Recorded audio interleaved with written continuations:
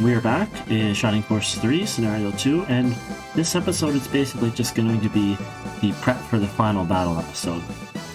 So, one of the things I like to do, I've always liked about Shining Force is, they keep track of your unit's kills and the times they've been defeated, and we're going to take a look at these before we go through sort of our grinding, which will sort of invalidate a lot of our stats.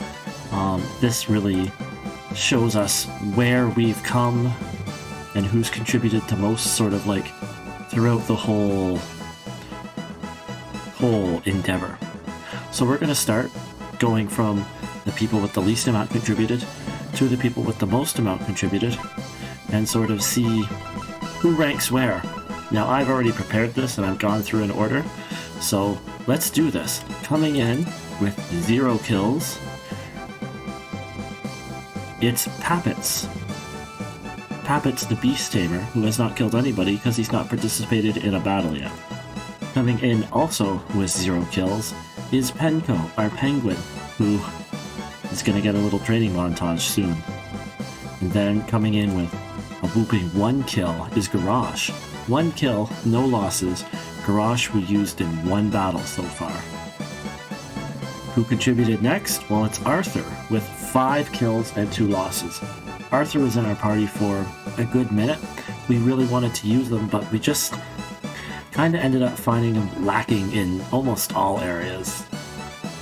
Then we're going to come into a main force member, our first one who showed up, and that's Hera, the monk, who has 9 kills and 4 losses. And really, a lot of her kills seem to have come lately. We seem to maybe even have limited her a bit in our playthrough, just making her mostly a healer and having her avoid battle, because she's been able to hang on in battle when she's been in there. Coming in, it's from the beginning, it's Yurindo, our lovely mage, our lovely priest who keeps all of our units alive. Yurindo has never tasted defeat. What a stud. And up next on the list is Zero, who with 19 kills, which is more than you'd think for how much I bad talk Zero. But one thing you have to remember about Zero is there's a part of the game where he came in where he was over leveled, and I was jokingly calling him Peter, which is rather crazy when you think about it, given how he ended up playing out. He also has 3 losses too.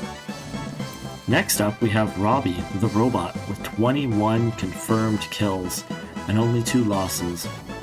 Robbie sort of had a coming to God moment when we gave him the mobility ring or gave him the running pepper to increase his movement, because otherwise he was pretty much dead in the water.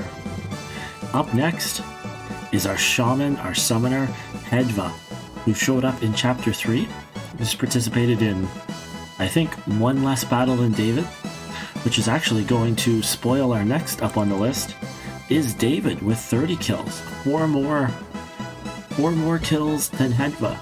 And knowing how the battle where he showed up, and it was pretty much him and Campbell and Median fighting across the map for a bit, that might explain why he's got more kills than her. We're getting close to the top 5, but who's this? Waltz. Waltz showing up this high is something I did not expect. Waltz has 33 kills and 1 loss for only a level 2 bow knight. That means she killed a lot of people at the start of the game, which is rather shocking considering we removed her and felt she was a little lacking, but I mean, the stats don't lie here.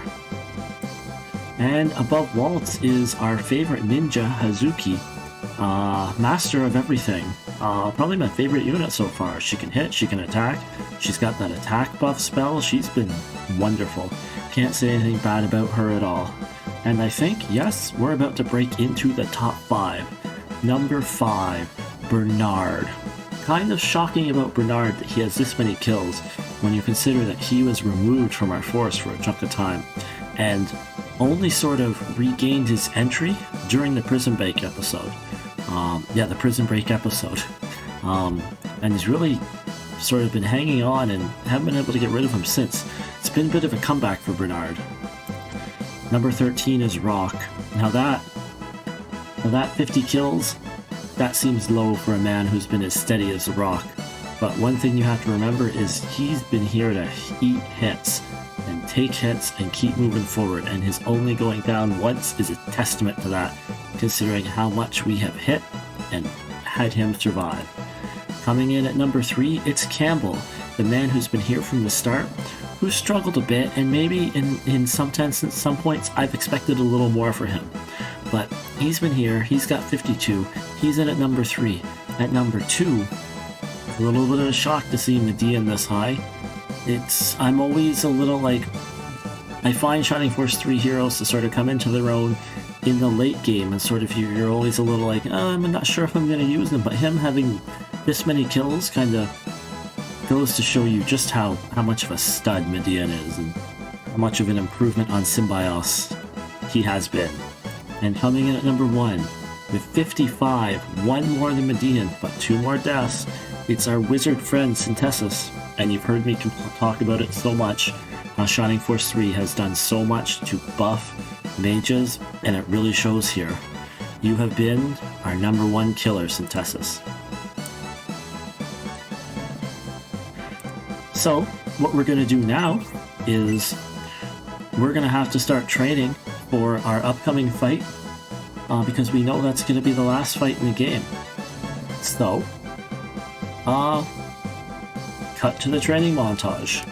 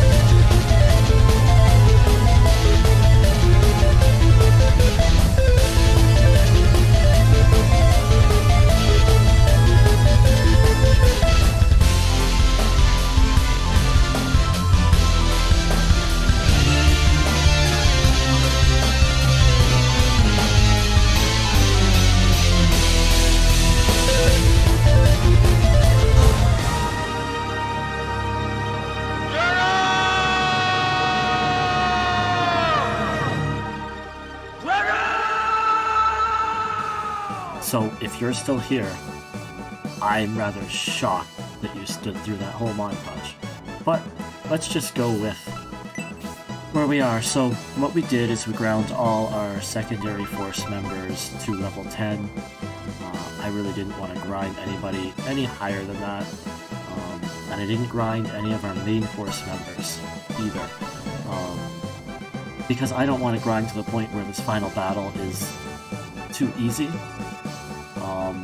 But I also don't want to underprepare myself, because what happened last time is I sort of underprepared my secondary force and it made the battle...